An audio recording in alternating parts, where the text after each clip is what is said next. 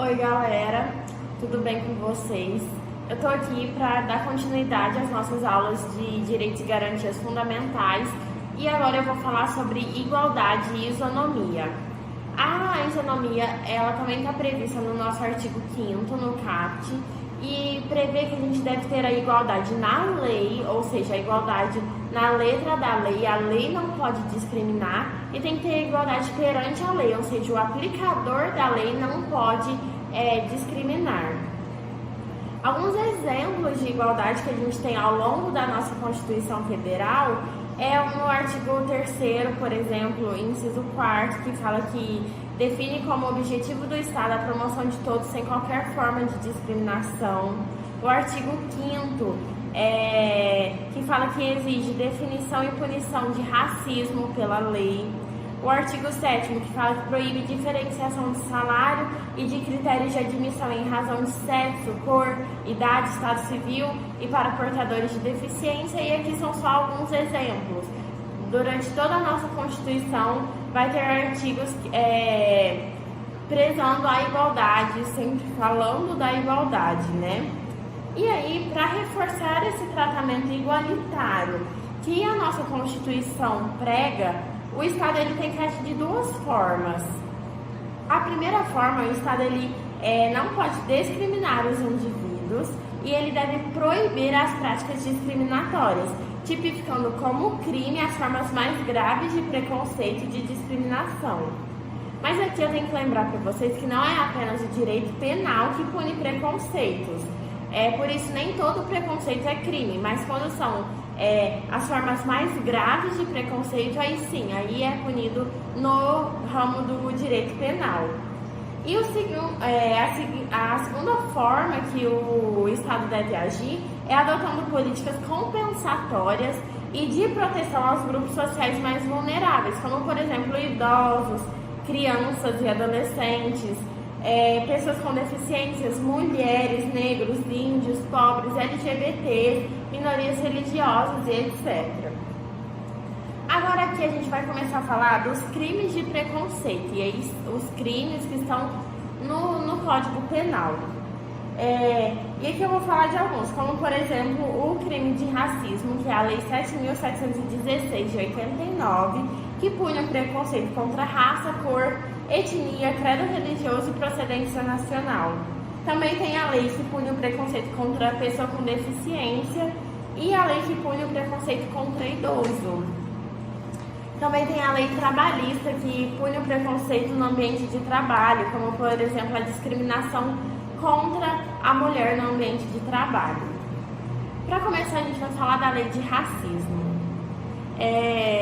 Historicamente, o Brasil foi o último país das Américas que aboliu a escravidão. Na nossa Constituição Federal de 34 tinha uma lei de embranquecimento e apenas em 1950 que surgiu uma lei condenando o racismo como uma contravenção penal, que é algo mais leve do que realmente um crime. E aí apenas na nossa última Constituição, na nossa atual Constituição de 88, que exigiu que o racismo fosse tipificado como crime.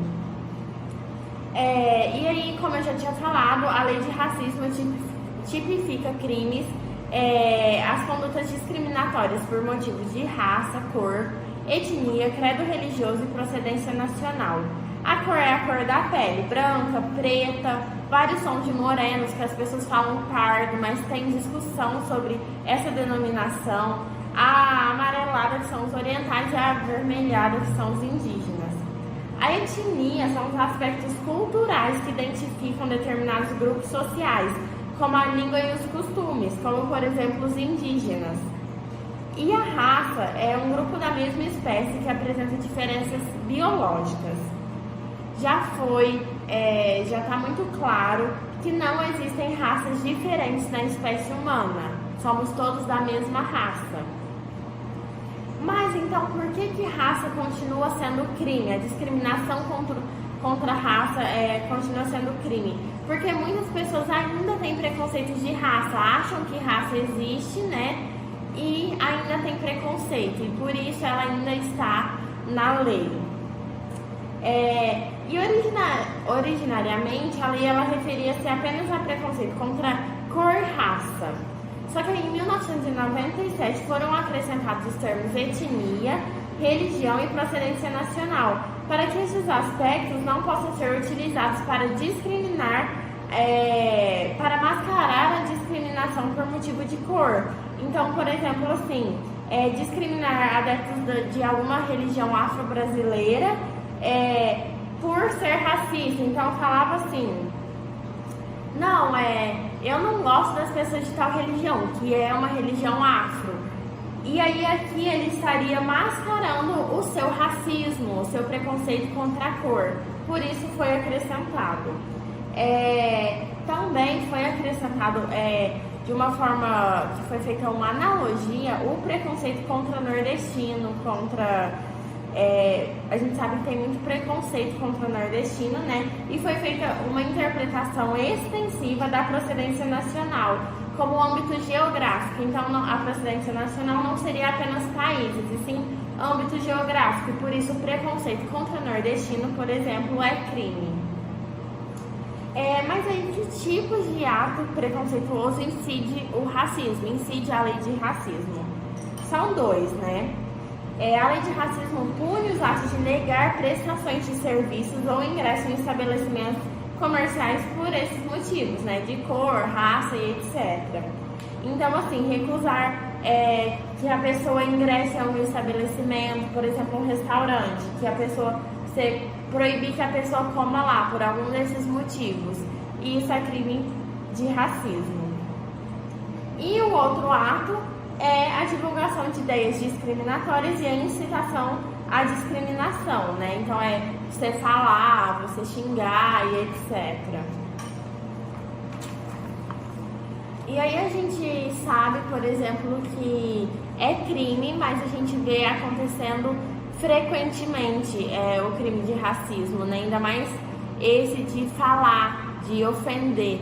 Isso aconteceu com o nosso atual presidente da República, por exemplo, que foi preconceituoso com os quilombolas, né? Falou várias coisas absurdas e ele até está sendo processado por crime de racismo, né? E agora aqui a gente tem que diferenciar racismo de injúria racial. O racismo a Lei 7.716 de 89 impedir alguém de exercer direitos ou negar acesso a bens e serviços por motivos de raça, cor, etnia, etc. E ofender toda uma raça, toda uma cor, toda uma etnia. Então, o racismo é um crime geral, quando eu ofendo toda a cor, entendeu? Ou toda a etnia. Eu falo os índios, toda uma etnia, os indígenas são tal coisa. Isso é crime de racismo. O crime de racismo ele é imprescritível e inafiançável. Então, assim, eu posso ter cometido crime de racismo hoje. Se daqui 30 anos quiserem me processar por esse crime, pode, porque ele é imprescritível. Inafiançável se eu for pega praticando esse crime em flagrante delito, eu não posso pagar uma fiança para não ser presa. Ele é inafiançável. E ele é um crime de ação penal pública incondicionada. O que é isso? O Ministério Público ele pode entrar com a ação mesmo sem concordância da vítima. Então, vamos falar que a pessoa foi vítima, ela, não, eu não quero denunciar. Mas o Ministério Público pode denunciar mesmo sem a concordância dela. Já a injúria racial está previsto no artigo 140, parágrafo 3º do Código Penal, e é ofender a honra específica de alguém por motivo de raça, de cor, de procedência nacional, etc. Mas é alguém específico, é falar você é assim, assim, assim. Esse é um crime prescritível e afiançável e tem que ter a concordância da vítima. É um crime de ação penal pública condicionada.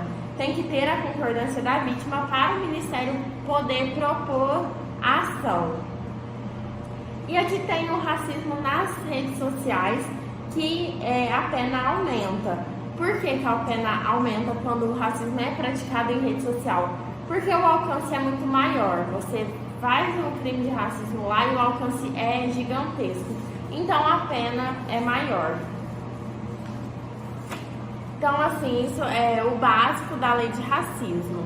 Aí a gente viu que tem outras leis que punem também a discriminação, né? Como, por exemplo, a discriminação contra a pessoa com deficiência, que tem o Estatuto da Pessoa com Deficiência, no seu artigo 88, fala que praticar, induzir ou incitar discriminação de pessoa em razão de sua deficiência, a pena é de reclusão de 1 a 3 anos e multa.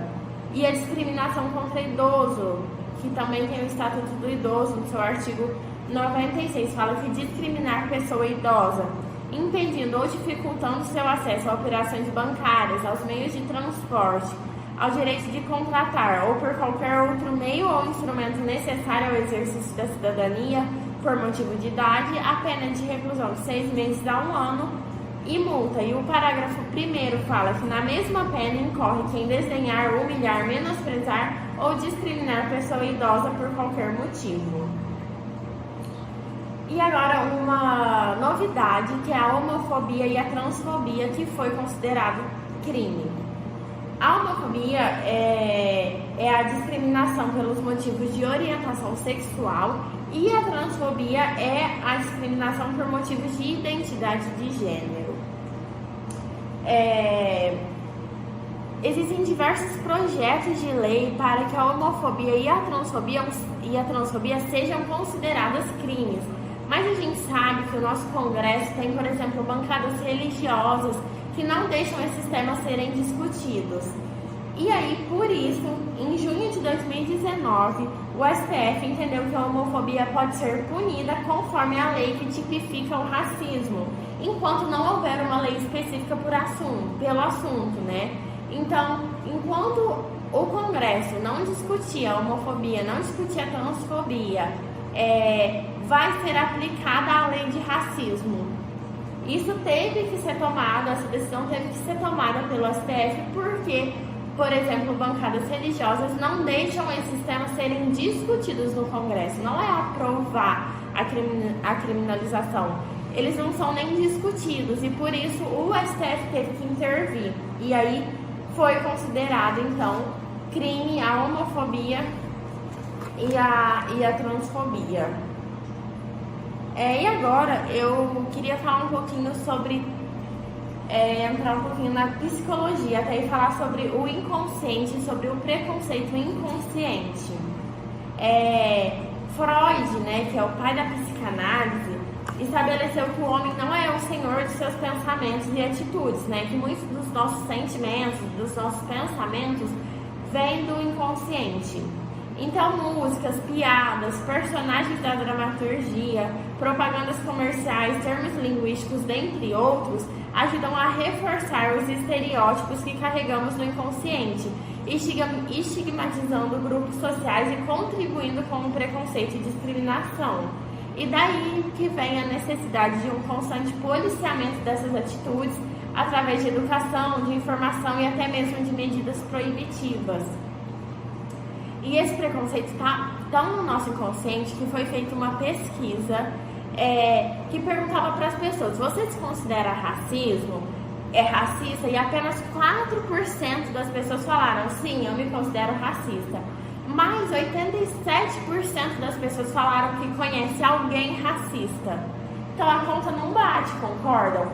E isso é porque o racismo está no nosso inconsciente. Eu posso falar: não, eu não sou racista, mas no meu inconsciente talvez eu pratico atos racistas. E isso a gente tem que mudar, a gente tem que começar a perceber isso.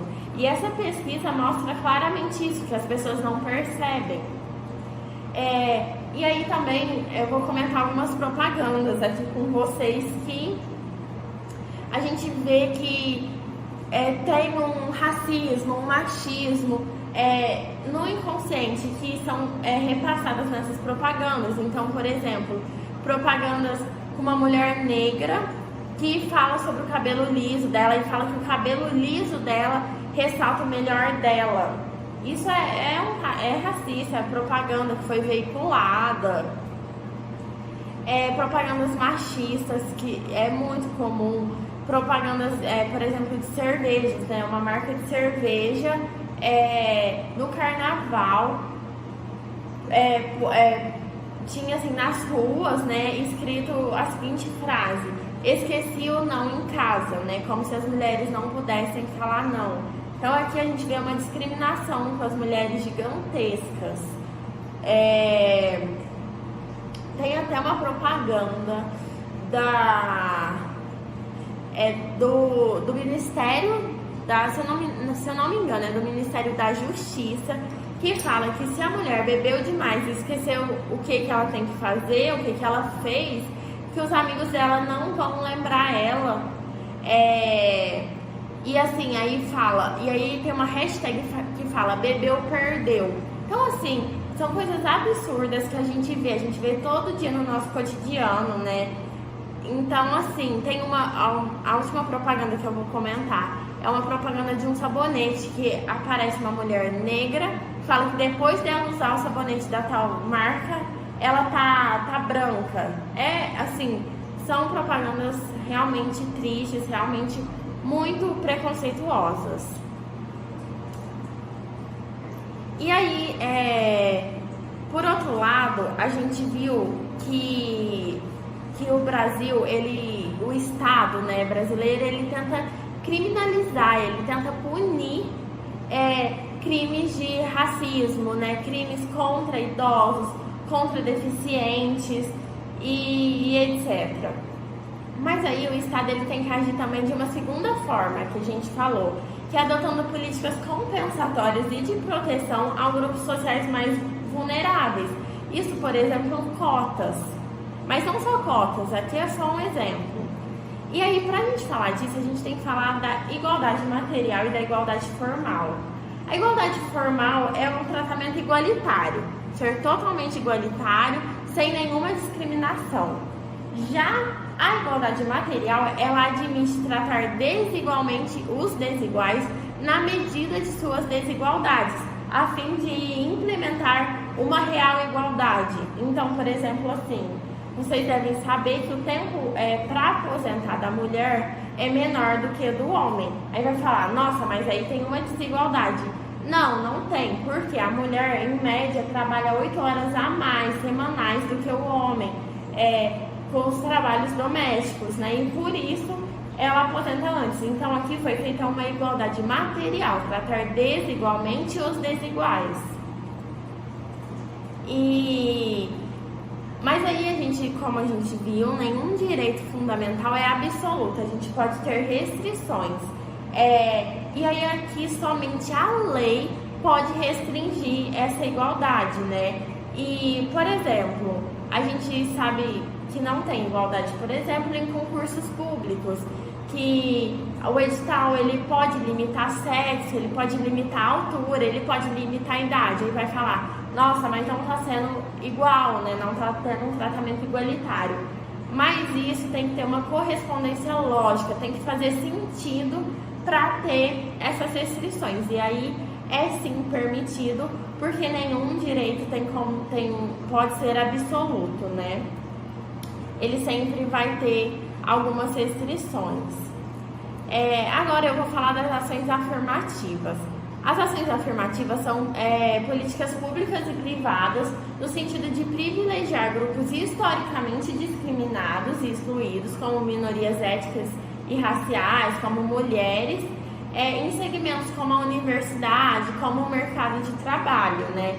Então, as ações afirmativas é o agir para garantir direitos. Entender que nem sempre essas minorias são em termos numéricos, né? Isso é bem importante frisar. E que as ações afirmativas não é só política de cotas. Pode ser, por exemplo, incentivos fiscais. Então, quando a gente fala de ações afirmativas, a gente pensa muito em cotas, mas não é só isso. Tem outros tipos de ações afirmativas. E aí, por exemplo, a gente tem cotas para pessoas com deficiência para ingressar em serviço público e também em empresas privadas no mercado de trabalho. Tem cotas para candidaturas de mulheres nas eleições. Tem que ter no mínimo 30% de candidatas. Isso depois, se a gente tivesse mais tempo, a gente vê que isso não é muito respeitado. Os partidos dão um jeito de burlar, colocam candidatas laranjas. Mas na lei tem que ter 30% pelo menos de candidatas mulheres em cada partido. E tem as cotas nas universidades, que já são tão conhecidas, né? As cotas nas universidades, eu vou falar um pouquinho delas. Elas foram bastante criticadas, né? Até hoje são criticadas. E elas começaram a surgir em 2001, quando o Estado criou o programa Diversidade na Universidade para estimular o acesso a grupos socialmente desfavorecidos, principalmente afrodescendentes e indígenas. Mas em 2001 era estimular, então as cotas ainda não eram obrigatórias. Em 2003, a UERJ foi a primeira faculdade a adotar as cotas, seguidas da UNB, da UFF, da Unicamp, entre outras. E aí, em 2012, o STF julga a constitucionalidade da política de cotas adotadas por algumas universidades. E aí, em 2012 mesmo, foi promulgada, né, uma lei, que é a Lei 12.711, estabelecendo a obrigatoriedade da política de cotas. E esse é o primeiro modelo de política de cotas que a gente tem, há mais ou menos 16 anos atrás, que tinha 60% das vagas de acesso universal e 40% das vagas para egressos de escolas públicas ou particulares negros. E aí teve muita discussão, porque falaram que nem sempre a cor é o principal motivo das pessoas não conseguirem ingressar nas universidades e etc. E aí depois, a partir de 2017, as próprias universidades começaram a mudar essa política de cotas, até que chegou no nosso modelo atual de 2012, que é o seguinte: quantidade total de vagas no curso. Aí 50% vai para alunos de escolas públicas. Desses 50%, 25% é para alunos com renda menor ou igual a 1,5 salários mínimos per capita, e os outros 25% é para alunos com salário mínimo maior que 1,5. E aí disso ainda é dividido para pretos, pardos e indígenas, uma porcentagem, e as demais vagas. E aí vocês vão ver o esqueminha que eu coloquei para vocês, que dá para entender bem como que está funcionando a política de cotas hoje. Muita gente critica a política sem entender realmente como que ela funciona. A política de cotas é muito importante para tornar a universidade mais plural. A gente tem que defender sim as cotas, elas são muito importantes, como a gente tem que defender as cotas para mulheres na política, as cotas para deficientes no mercado de trabalho e etc. Isso era uma visão geral que eu queria trazer para vocês sobre o direito à igualdade e à isonomia. Eu espero que tenha sido proveitoso, que vocês tenham entendido um pouco, principalmente sobre o crime de racismo. E é isso, até a próxima aula.